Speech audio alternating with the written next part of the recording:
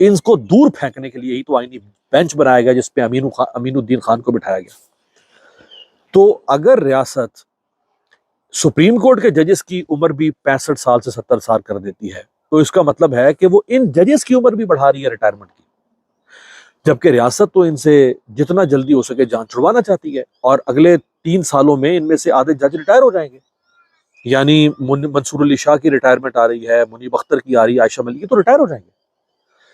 तो अगर रियासत इनकी उम्र भी 65 से 70 साल कर देती है, तो जिनसे जान छुड़वाने के लिए, वो जिसे कहते हैं ना, वो जो मीर तकी मीर ने कहा था कि मीर क्या सादा है बीमार हुए जिसके सबब, मीर क्या सादा है बीमार हुए जिसके सबब, उसी अत्तार के लौंडे से दवा लेते। ओ भाई, जिनसे जान छुड़वाने के लिए ये सारा खेल खेला जा रहा है, और रियासत उनकी तो रिटायरमेंट एज नहीं बढ़ाएगी ना, उनको तो जल्दी जल्दी फारिग करना है हमने।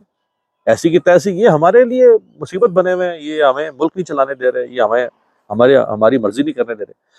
तो जो उम्र बढ़ाई जाएगी वो सिर्फ आईनी बेंच के जजेस की बढ़ाई जाएगी, एक। दूसरा, उसमें यह किया जाएगा कि ऐन मुमकिन है, अच्छा अब उसमें अचानक 7, 8, 10 जजेस चाहिए होंगे सुप्रीम कोर्ट में, वो कहां से आएंगे? अब उसके 3 तरीके। एक तरीका यह है कि आप हाई कोर्ट के जजेस को प्रमोट करके उसमें ले आए सुप्रीम कोर्ट में। ये बड़ा रियासत के लिए बड़ा सूटेबल तरीका है कि हाई कोर्ट में इनके जो अपनी मर्जी के जज हैं उनको वहां लेकर आ जाएंगे, उनकी जगह पे फिर और अपनी मर्जी के हाई कोर्ट में जज रख देंगे। दूसरा तरीका यह है कि सुप्रीम कोर्ट जो मौजूदा है, इसमें से कुछ जजेस को उठा के उधर लेकर आ जाए, वो भी किया जा सकता है। वो तो होगा ना, ये जो अमीनुद्दीन खान पूरा एक आईनी बेंच वाला जो सेटअप है, इस सेटअप को वहां लाया जा सकता है। और तीसरा, जो वकील है सीनियर, उन वकीलों को जज बनाया जा सकता है डायरेक्ट।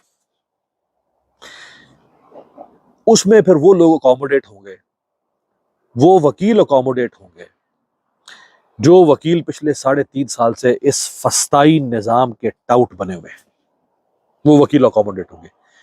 हर सूरत में, चाहे हाई कोर्ट से ऊपर जज आए, चाहे सुप्रीम कोर्ट से ऊपर जज आए, किसी भी सूरत में रियासत के जो टाउट वकील हैं या वो कॉम्प्रोमाइज्ड जजेस जो सेशन कोर्ट में बैठे हुए हैं, उनको प्रमोट करके हाई कोर्ट्स में लाया जाएगा। तो आईनी बेंच भी, आईनी अदालत भी हमारे घुटने के नीचे होगी। हाई कोर्ट्स में भी हम वो जजेस लाके बिठाएंगे जो हमारे अंगूठे के नीचे होंगे।